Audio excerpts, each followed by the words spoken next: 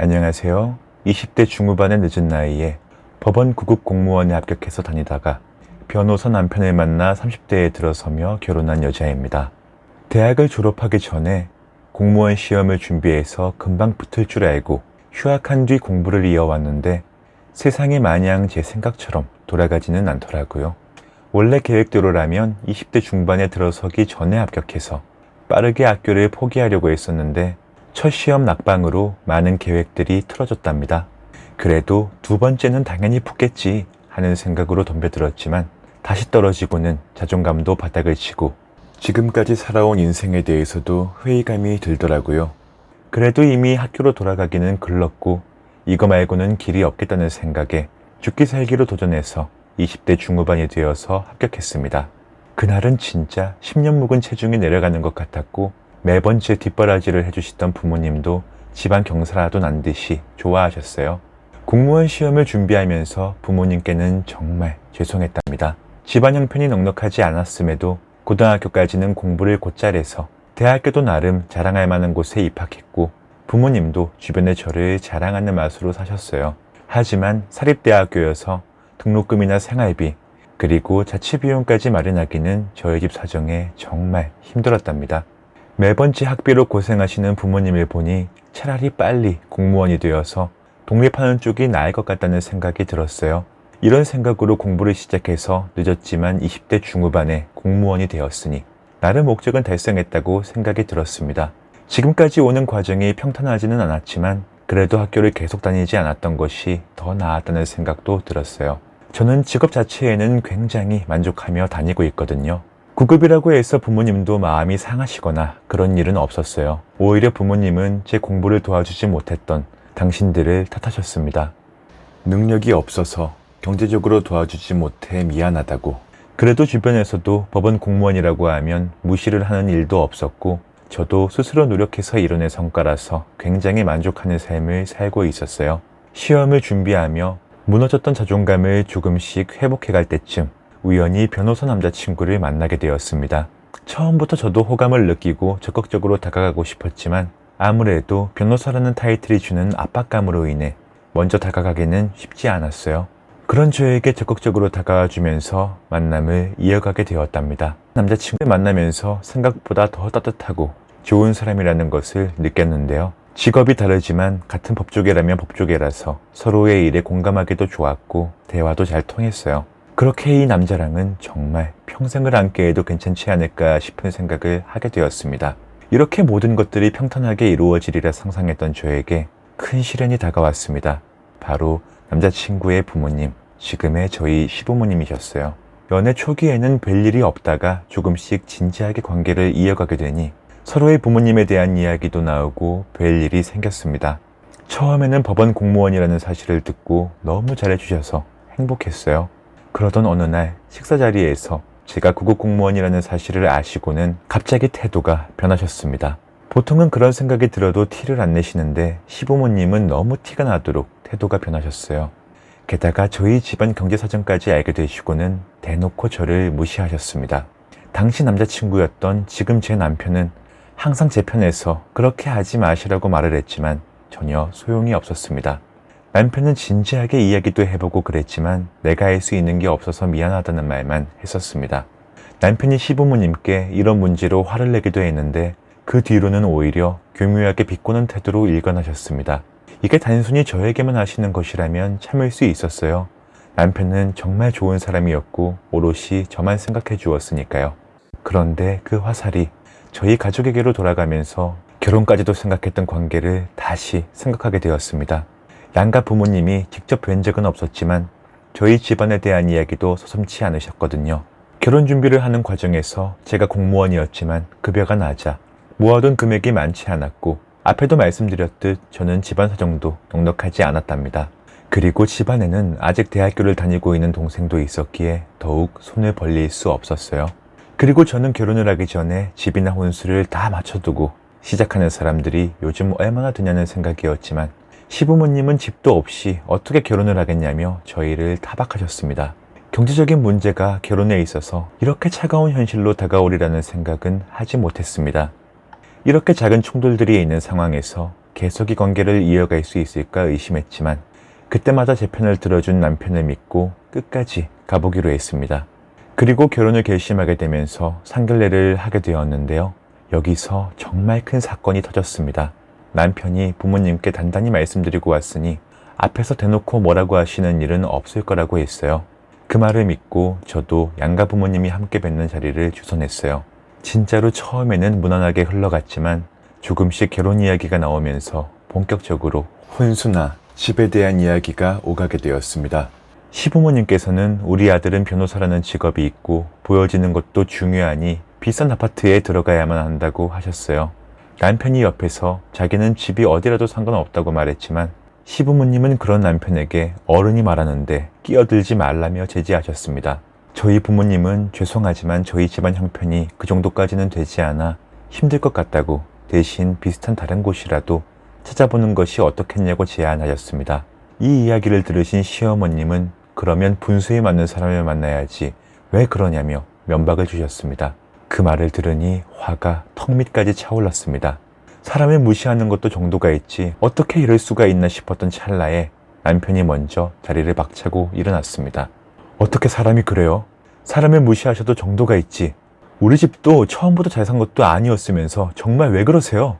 이런 식이면 미안해서 제가 지은이랑 결혼 못하겠어요. 나오세요. 이 말을 끝으로 남편은 시부모님을 모시고 자리를 떠났습니다.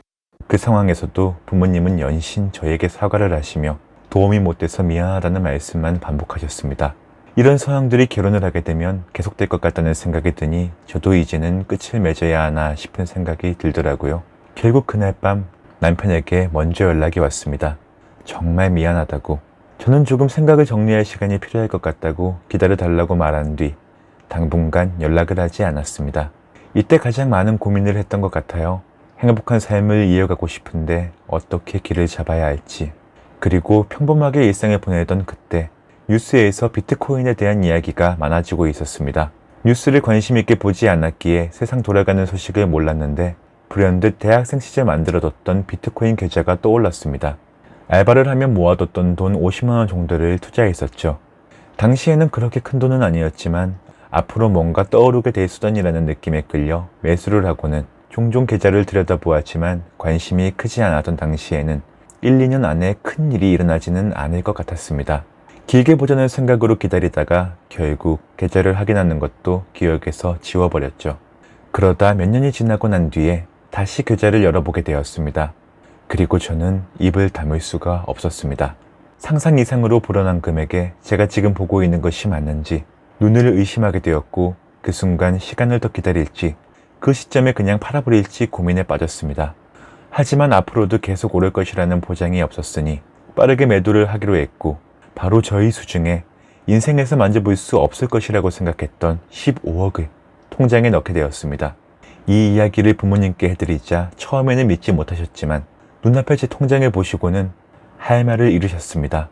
갑작스레 생긴 여유에 당황했지만 가장 먼저 부모님 차를 바꿔드렸습니다. 이런 와중에도 저희 부모님은 우리는 이거면 됐다며 앞으로 네가 정말 쓰고 싶은 곳에 쓰라고 말씀하셨죠. 이렇게 여유가 생기고 결혼을 꿈꿔도 될 것 같아 남자친구에게 연락했습니다. 집값이 너무 오른 지금에는 저 금액으로도 수도권 좋은 곳에서 살기는 어렵지만 결혼을 준비하던 시기 지방은 아직 괜찮았답니다. 그리고 대화를 하면서 결혼을 결심하게 되었고 다시 한번 양가 부모님이 뵐 자리를 만들자는 이야기가 나왔습니다. 자리를 만들자는 이야기는 남편이 먼저 꺼냈습니다. 지금 부모님께서는 우리 결혼이 없던 일로 되었다고 여기고 계시니 자기가 적극적으로 자리를 만들겠다고 말했어요. 그렇게 다시 상견례를 하게 되었습니다. 이번에는 저희 부모님의 옷도 명품으로 깔끔하게 꾸며드렸습니다. 그리고 다시 대면하게 되자 시부모님은 조금 당황한 기색을 보이셨습니다. 하지만 여전히 퉁명스러운 말투로 말씀하셨죠. 애들 결혼은 없던 일로 됐던 거 아니었어요? 그 자리에서 남편이 먼저 입을 열었습니다. 저희 집 지은이가 하기로 했어요. 이제 불만 없으시죠? 그 말을 듣고는 시부모님의 얼굴이 변했습니다. 갑자기 그게 무슨 소리니?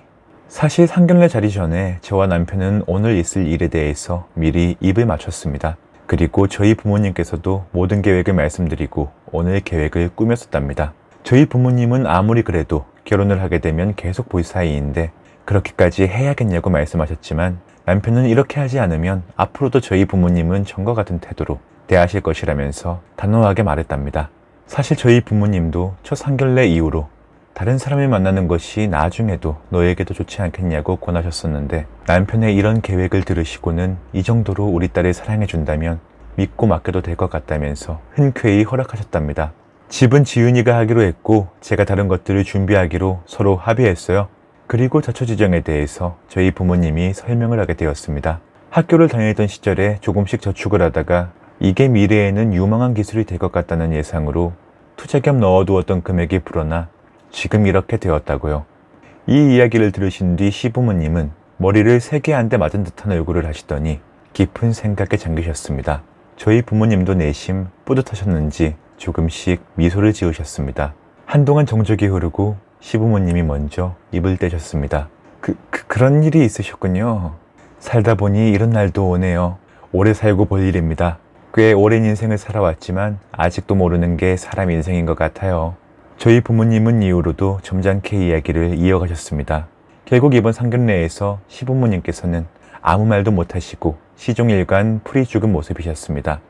그래도 결혼에 대해서는 결론이 나왔고 모든 일에 알겠다며 고개만 끄덕이셔서 앞으로 남은 일은 일사천리로 진행될 것 같았습니다. 남편은 옆에서 나 잘했지? 하는 얼굴로 계속 저를 쳐다봤답니다. 그렇게 파국까지 치달을 수 있었던 순간에 말도 안 되는 기적이 일어나면서 우리는 결혼에 성공하게 되었고 남편과는 원하던 좋은 집에서 시작하게 되었습니다. 남편은 집 이외에 필요한 것들을 하기로 합의하고 신혼집을 마련하게 되었어요.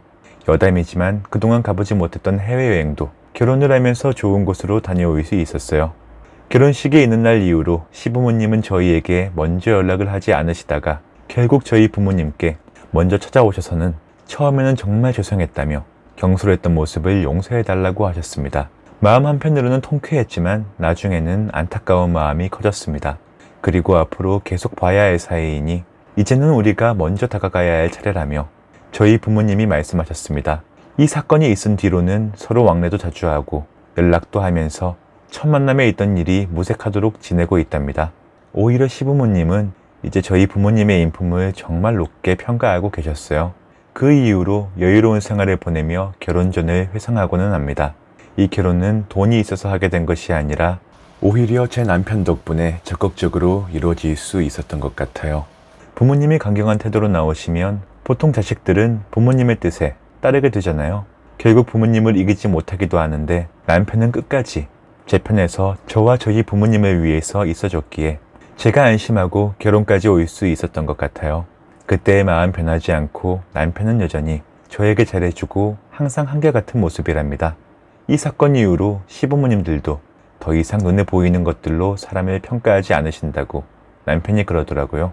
그런 무례를 범했음에도 불구하고 저희 부모님께서는 더 따뜻하고 점잖게 맞아주셨다는 점에서 큰 감동을 받으셨다고 하십니다.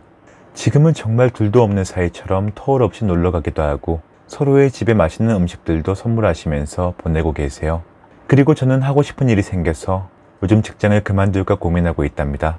저희 동생도 등록금 걱정 없이 대학을 졸업하고 취업을 하게 되었어요. 이런 소설이 있나 싶을 정도로 말도 안 되는 해피엔딩으로 이야기가 끝나게 되었답니다. 파란만장했던 저의 이야기 어떠셨나요? 언제나 사람을 겉모습만 보고 판단하면 안 되는 것 같아요. 인생이란 어떻게 될지 모르는 만큼 항상 진실되게 살아야 하는 것 같습니다. 사연 있는 밤 오늘의 사연은 여기까지입니다. 4일 밤에 준비한 다른 영상이 궁금하신 분께서는 구독, 좋아요, 알림 설정 잊지 마시고 꾹 클릭해주세요. 더 재미있는 사연으로 여러분을 찾아뵙겠습니다. 시청해주셔서 감사드립니다.